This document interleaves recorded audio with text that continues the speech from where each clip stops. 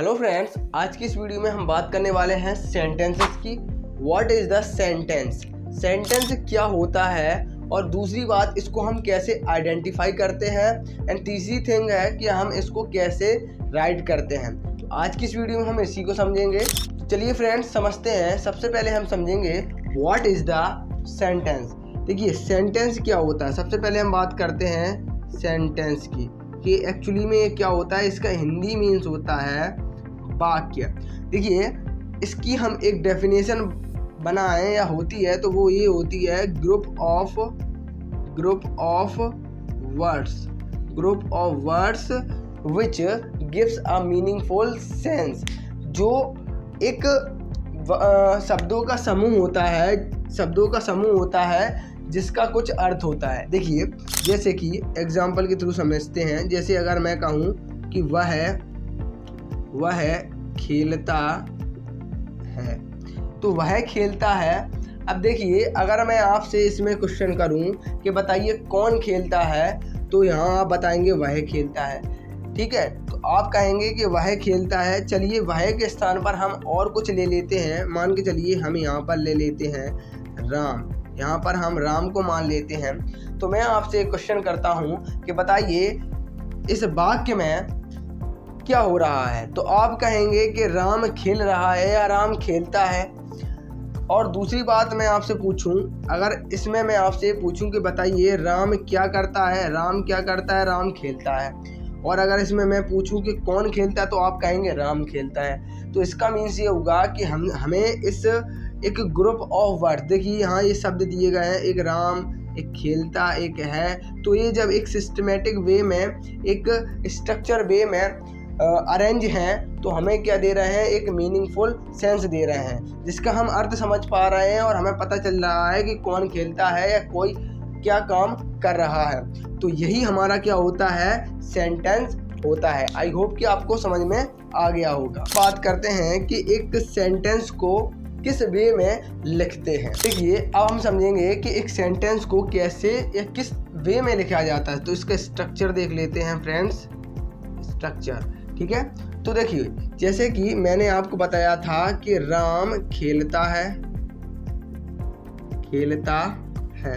तो सबसे पहले हमें इसमें एक चीज़ समझ में आनी चाहिए। जब भी आपको हिंदी का सेंटेंस दिया हो और हमें फिर इंग्लिश में बनाना हो तो कैसे बनाते समय, यहाँ जो राम है हमारा, ये हमारा होता है सब्जेक्ट, इसको हम बोलते हैं सब्जेक्ट। और जो खेलता है, खेलना क्या है, हमारी वर्ब है।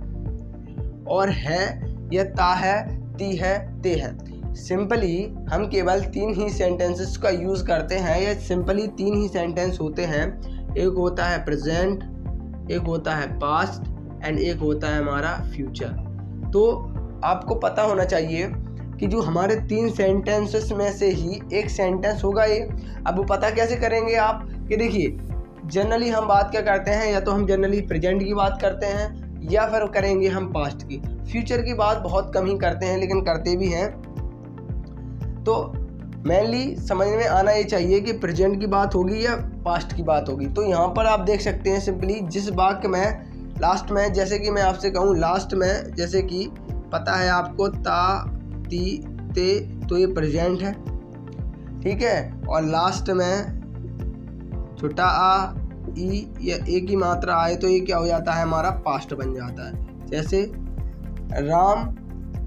राम ने खेला। ठीक है, राम ने खेला या राम ने खेल लिया।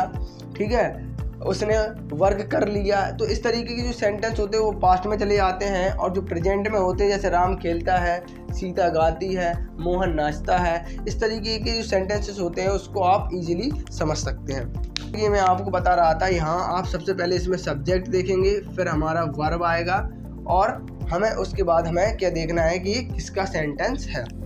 अब इसको लिखने का तरीका और समझ लेते हैं फ्रेंड्स। देखिए अब हम इसको लिखते कैसे हैं। देखो ये तो है हमारा हिंदी का वाक्य। इसमें ये क्या हो गया, हमारा कर्ता, ये हो गया हमारा क्रिया। ठीक है, और एक और चीज़ होती है जिसे हम बोलते हैं कर्म।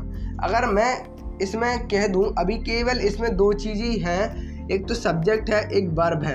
अब एक चीज़ और अगर मैं इसमें ऐड कर दूं तो वो मैं कर सकता हूं इसमें कि राम मैच खेलता है, मैच खेलता है। तो अब आप समझ सकते हो अभी क्या कर रहा था, राम केवल क्रिया कर रहा था, राम खेलता था, पहले राम खेल रहा था, केवल खेलता था, लेकिन अब मैंने इसमें एक ऑब्जेक्ट डाल दिया और ये बता दिया कि अब जो राम का मेन पर्पज क्या है, वो मैच खेलना है, या राम प्रॉपरली मैच खेल रहा है। तो राम मैच खेलता है, ठीक है। तो राम मैच खेलता है। अब देखो इसको हम, इसमें क्या क्या हो गया, इसमें ये हो गया हमारा सब्जेक्ट और ये हो गया हमारा वर्ब, जैसे कि यहाँ पर दिया है, और दैट इज अवर ऑब्जेक्ट। तो अब हमें इसमें 3 चीज़ें मिल गई। अब देखिए इसको हम इंग्लिश में कैसे कन्वर्ट करते हैं, हिंदी से इंग्लिश। पहले इंग्लिश में कन्वर्ट करने के लिए हमें क्या क्या चीज़ों की ज़रूरत होगी, सबसे पहले हम स्ट्रक्चर समझ लेते हैं। सबसे पहले सब्जेक्ट प्लस हमें वर्ब चाहिए, वर्ब की फर्स्ट फॉर्म। अगर हमारा जो टेंस है वो प्रेजेंट का है तो सिंपल वर्ब, और वर्ब में ES और IES, वो अकॉर्डिंग टू द सब्जेक्ट के अनुसार हम वर्ब में एस, ES या IES का यूज़ करेंगे। कब करेंगे, सिंगुलर होगा तो ये ES, IES या ES का यूज़ करेंगे, और अगर प्लूरल होगा तो उसमें कुछ यूज़ नहीं करेंगे, सिंपली हम वर्ब को लिख देंगे। And the third thing is, यहाँ पर हमारा आएगा ऑब्जेक्ट एंड उसके बाद हम लिख देंगे अदर वर्ड्स। तो दैट इज अवर स्ट्रक्चर। अब इसके बेसिस पे ही हम इस सेंटेंस को कन्वर्ट करेंगे। तो चलिए देखते हैं इसको कैसे कन्वर्ट करना है। जैसे कि यहाँ पर आप देख सकते हो राम खेलता है, तो सबसे पहले हम लिखेंगे राम, राम के बाद क्या लिखेंगे, हम लिखेंगे वर्ब।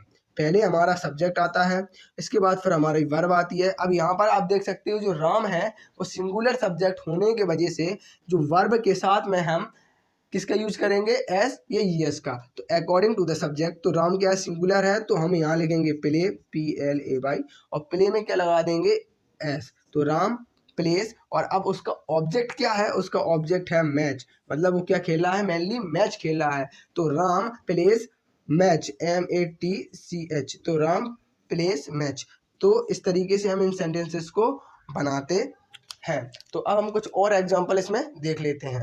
एग्जांपल दिए हैं जैसे कि मोहन खाना खाता है।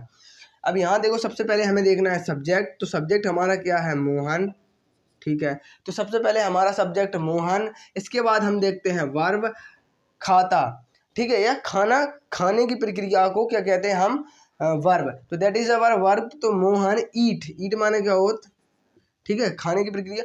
तो मोहन ईट्स और फूड, खाना, तो मोहन ईट्स फूड। तो थर्ड हमारा एग्जांपल है वे दौड़ते हैं। तो ये सिंपल है, सबसे पहले इसमें क्या लिखेंगे हम, दे, एंड इसके बाद क्या है, दौड़ना, ये हमारी एक वर्ब है तो हम सिंपली लिख देंगे तो दे रन। तो दे रन, क्योंकि इसमें कोई ऑब्जेक्ट नहीं दिया है तो हम सब्जेक्ट और वर्ब डायरेक्ट लिख देंगे। अब देखो चौथा एग्जांपल दिया है तुम फुटबॉल खेलते हो। तो यहाँ देख सकते हो आप, यहाँ लिखेंगे यू, और खेलना किस माने होता है, प्ले माने, तो यू प्ले, और लास्ट में क्या आएगा हमारा ऑब्जेक्ट, तो यू प्ले फुटबॉल, ठीक है, तो फुटबॉल। तो आई होप कि आपको ये सेंटेंसेस समझ में आ गए होंगे कि एक सेंटेंस को हम कैसे आइडेंटिफाई करते हैं, उसको लिखने का वे क्या है, किस वे में लिखा जाता है। सबसे पहले हमारा सब्जेक्ट आता है, फिर हमारी वर्ब आती है, और अकॉर्डिंग टू द सब्जेक्ट के अकॉर्डिंग ही हम वर्ब में एस, ES और IES के यूज़ करते हैं, और उसके बाद हमारा ऑब्जेक्ट आता है।